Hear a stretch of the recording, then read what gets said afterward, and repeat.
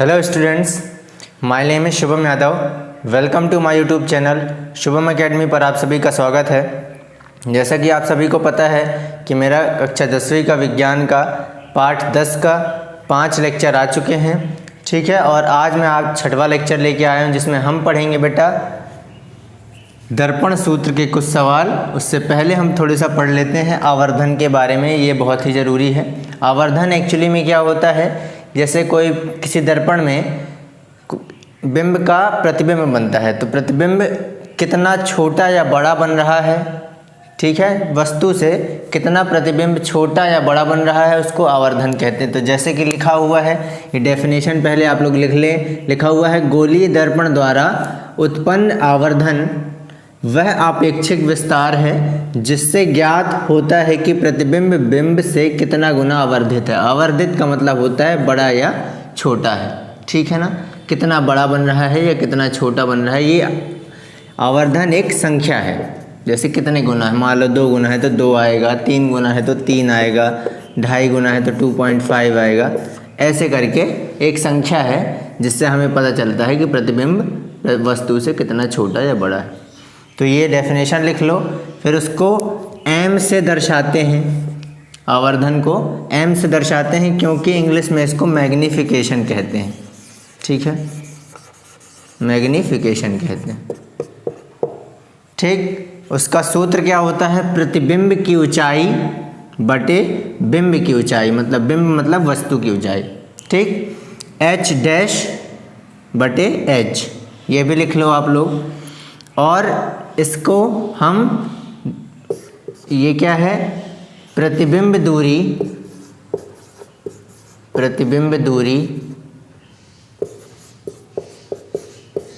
बटे बिंब दूरी से भी हम उसको दर्शा सकते हैं, ठीक है। तो सूत्र कैसा हो जाएगा, m बराबर एच डैश बटे एच बराबर माइनस लेना बहुत ज़रूरी है दर्पण में, ठीक है, माइनस भी बटे यू।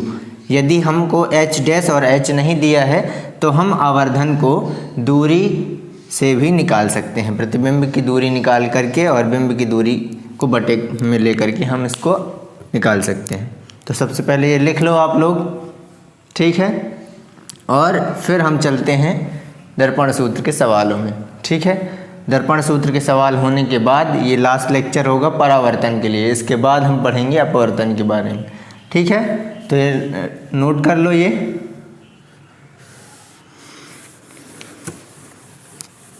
सवाल लिख लो ये आप लोग। ये लिखा हुआ है, किसी ऑटोमोबाइल मतलब कोई व्हीकल हो गया, ऑटोमोबाइल में गाड़ी आती है, बस आता है, ट्रक आता है, ठीक है।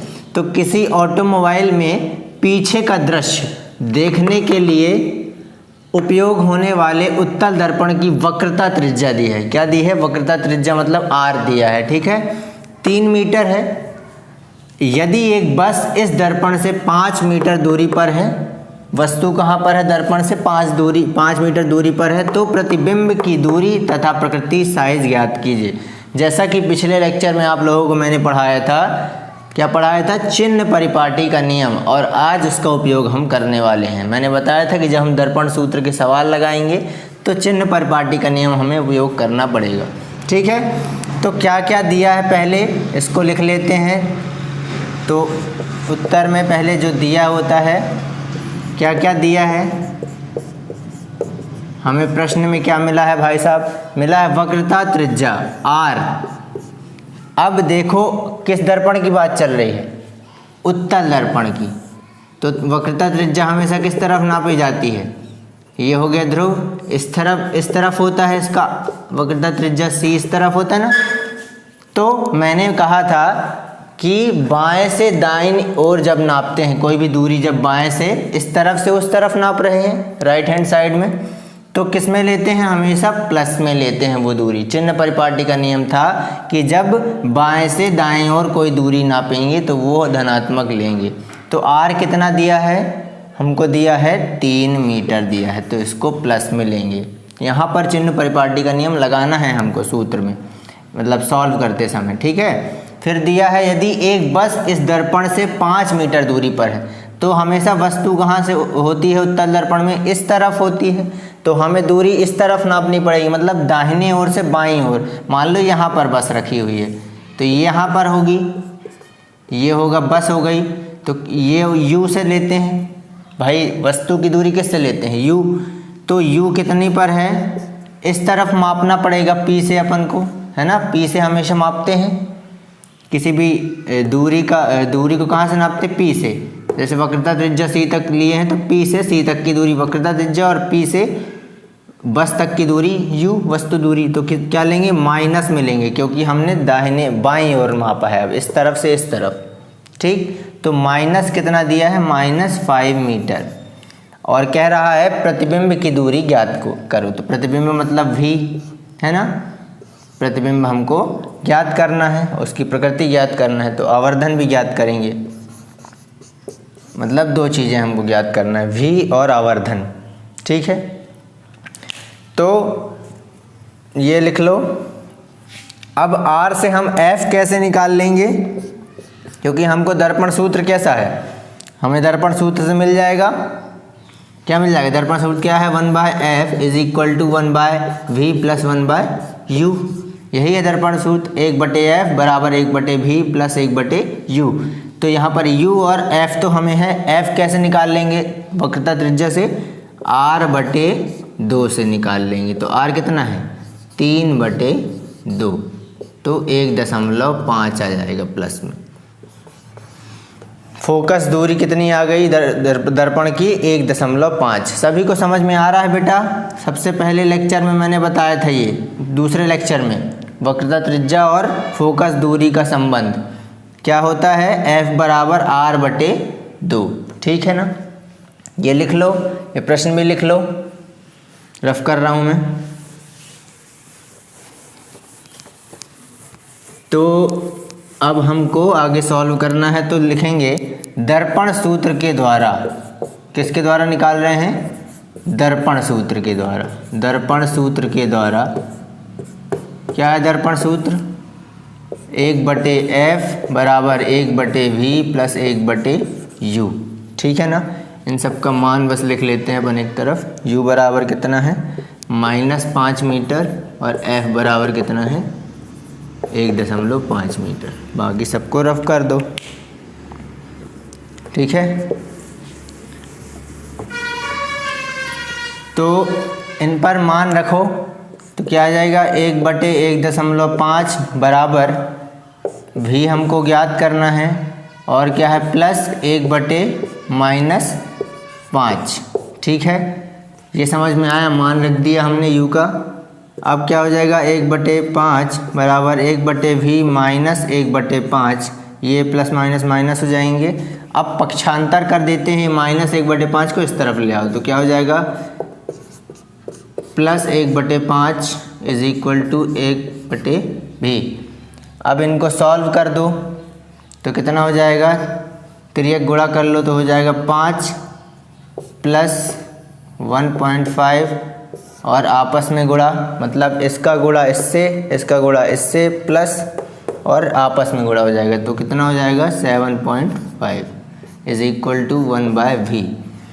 तो v बराबर कितना आ जाएगा, 7.5/6.5, ये आया। इनके डिवाइड करेंगे तो क्या आ जाएगा, 1, ठीक है, 1.1। v बराबर क्या आ जाएगा, 1.1 मीटर, ठीक है, 1.1 मीटर धनात्मक आया है। अब देखो यहाँ पर मैं प्रतिबिंब के मान से बता सकता हूँ कि प्रतिबिंब कहाँ पर बन रहा है। देखो धनात्मक आया ना प्रतिबिंब, यदि ऋणात्मक आता तो कहाँ बनता, बाएं पक्ष में बनता, दर्पण के इस तरफ बनता।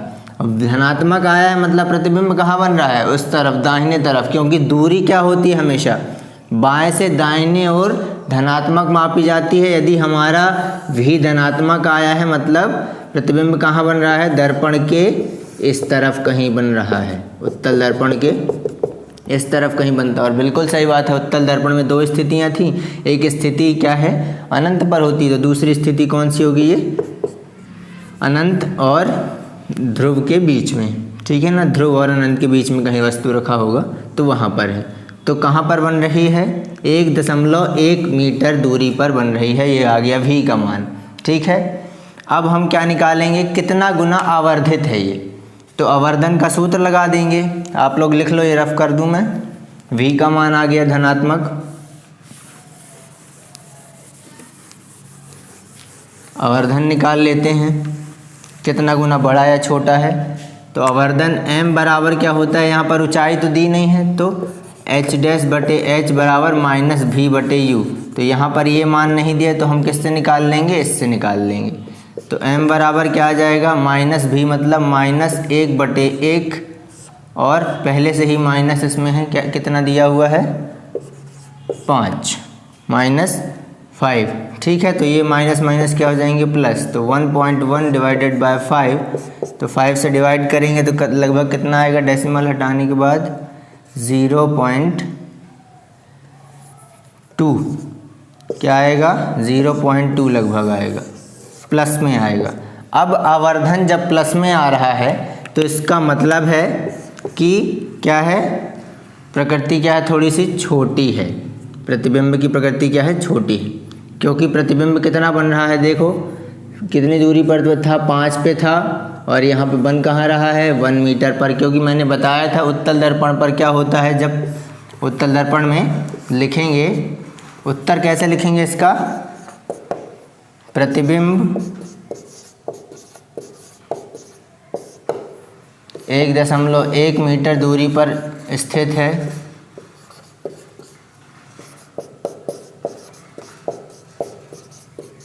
और 0.2 गुना आवर्धित है। आवर्धित है, ऐसा उत्तर लिख देंगे। और यदि चित्र बनाना चाहो तो बना भी सकते हो उत्तल दर्पण का। ठीक है, उत्तल दर्पण में 2 ही स्थितियाँ थी, तो फोकस पर तो बन नहीं रहा है प्रतिबिंब। कहाँ पर बन रहा है? डिस्टेंस बना देंगे 1.1 मीटर पर। ठीक है, बन रहा है प्रतिबिंब, वस्तु कहीं यहाँ पे रखा होगा। ठीक, तो रेखा चित्र इसमें बोला नहीं है, इसलिए हम लोग नहीं बनाएंगे। कई ऐसे प्रश्न आएंगे जिसमें सॉल्व करने के बाद हमको रेखा चित्र भी बनाना पड़ेगा। समझ में आया सभी को? एक और सवाल लिख लो, जिससे हमको क्लियर हो जाएगा। ये प्रश्न लिख लो, कोई 4.0 सेंटीमीटर का मतलब 4 सेंटीमीटर का बिंब मतलब वस्तु 15 सेंटीमीटर की फोकस दूरी के अवतल दर्पण पर 25 सेंटीमीटर दूरी पर रखा है। मान लो कोई वस्तु है, अवतल दर्पण की बात चल रही है, तो 25 सेंटीमीटर पर कोई क्या रखा है?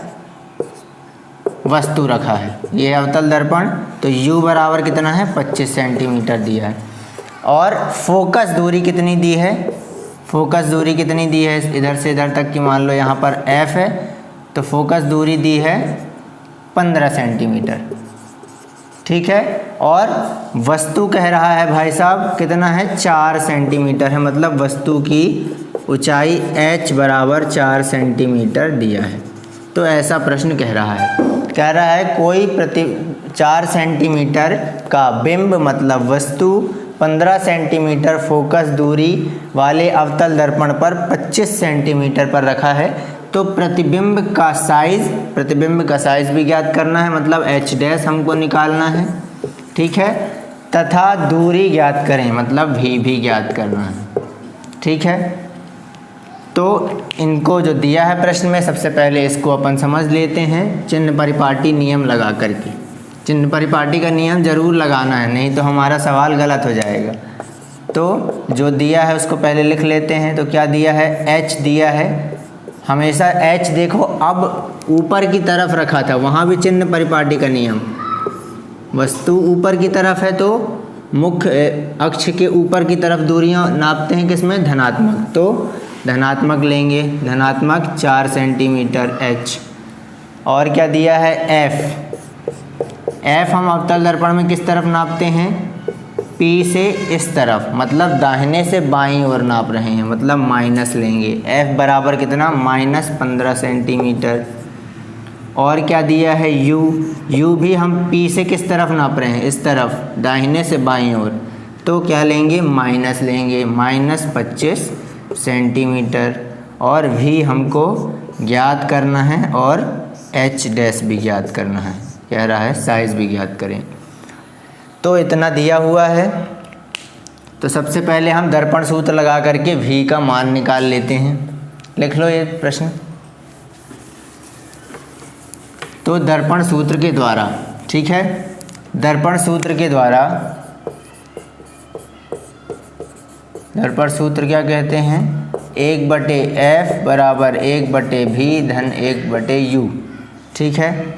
इनके मान लिख लो।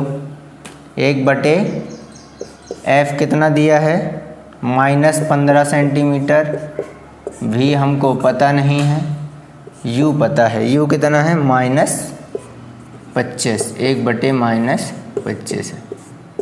यहाँ तक आ गया समझ में।